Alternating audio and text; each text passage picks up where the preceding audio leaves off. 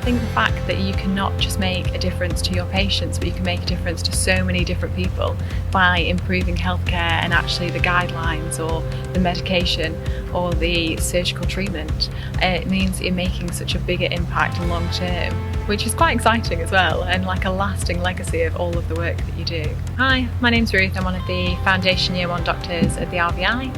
I'm talking about my research on pancreas transplants and the effect of recipient BMI on the outcomes after those. I've also done some research in psychological factors of patients before they go into surgery and how that affects their post-surgical outcomes.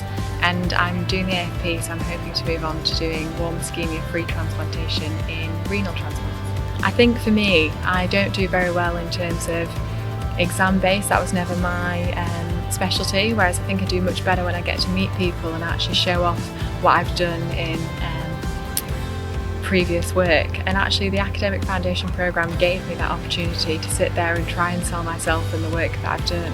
And so it means that you're no longer just a number, but you're actually a person with all of this extra experience.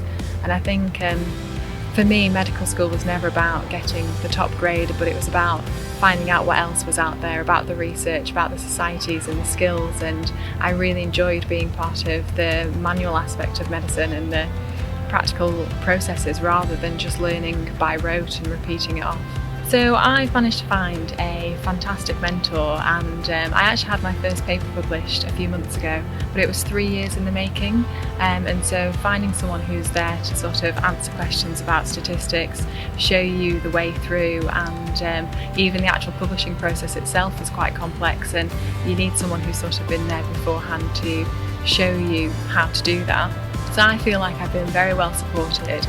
So NESTAC is the North East Surgical Training Academy, and it's all about research in the northeast of England and encouraging collaboration.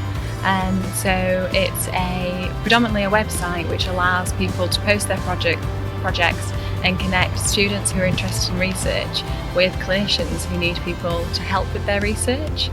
Because there is a whole group of people who are really interested about getting into research, but they're not able to be independent researchers on their own, so you're able to give them the opportunities whilst also accessing a workforce to help you with your projects too.